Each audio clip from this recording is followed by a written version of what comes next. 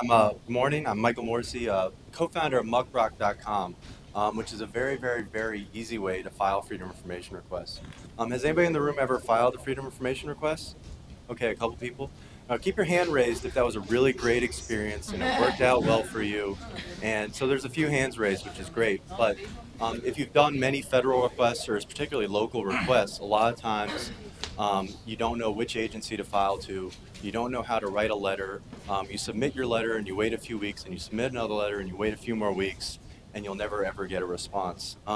So what we've done is we've tried to bring this process into the 21st century by all you do is you come to this website, sign up for an account, type in which documents you're interested in, and then we draft a letter based on where you are, what you want, and submit it to the proper agency. And we actually will keep following up until you get it answered. And because it's all sort of computer driven, you don't have to remember these deadlines. You don't have to know the law. We sort of have that all built in for you. And so while we've been developing this site, which is funded very generously from a grant from the Sunlight Foundation, as well as users like you, we've come across three sort of rules that we sort of take into account that sort of guide everything we do. And the first rule is avoid work at all costs, which was the last slide. And so there's people sort of joke that hard work pays off in the future, and as this cat is enjoying, laziness pays off now.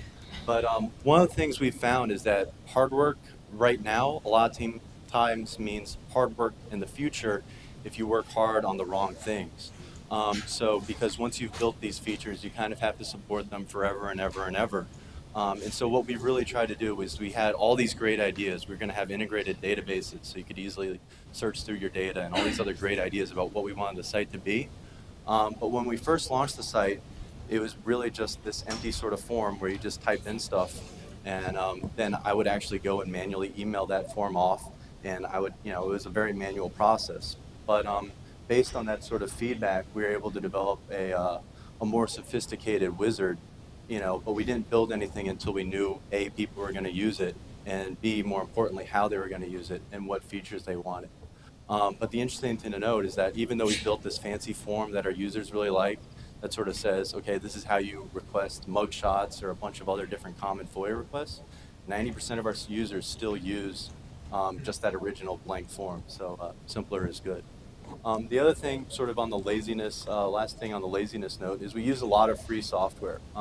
These are three of the really important projects. Document Cloud is a nice open source document viewer. Django, anybody familiar with Django here? A lot of people. It's a great framework to really quickly get something up and running and not have to worry about a lot of the basic things. And Spotus helps funds us. It's a crowdfunding, open source crowdfunding platform. Early on, we were approached by Scribd, which does document embedding. And they said, hey, instead of using this open source software, use this our closed proprietary thing because we have better features and we're better known. But we actually decided not to use that. And kind of the warning when you're using free software is pay really close attention to, are you going to control that data at the end of the day? Because like Scribd said, like Scribd did a few years back, all of a sudden they decided old documents should belong beyond a paywall. And if that happens to you, you don't have any real recourse. So our second sort of rule is think small.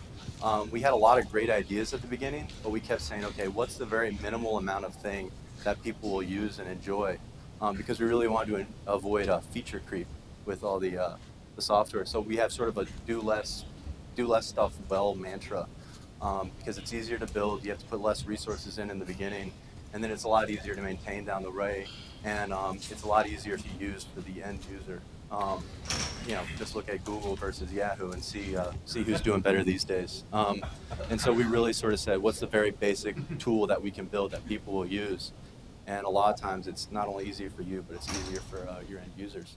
But just because a tool is simple, kind of like the Google Yahoo example, doesn't mean it's not powerful. Because we based everything on FOIA, we've really been able to help our users self-report on a lot of a variety of stories, from political violence to can you go back to the slide? Yeah, so everything from like national stories about political violence, so you could actually see, what was causing death threats to politicians, to things very granular like parking ticket appeals in your city, and the most popular dog names in your town, which is one of my favorite requests. And then our third and sort of final internal rule that kind of guides is play favorites in terms of don't try to please everybody. A lot of sites right now try and get the widest possible clicks and really get out there in front of everybody. But we kind of took the opposite approach, is that we want a very narrow set of users who really cared about this stuff.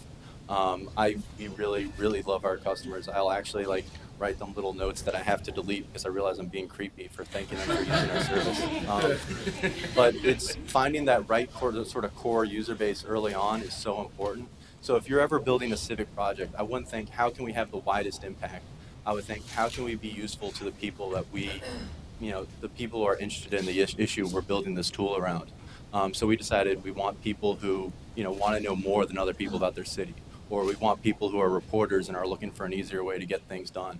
And by focusing on a very narrow set of users, those users have gotten really passionate about our service, and we've done almost zero marketing, but we constantly get people who said, hey, I was working on a freedom information request, and somebody else who does this said you should use Muckrock.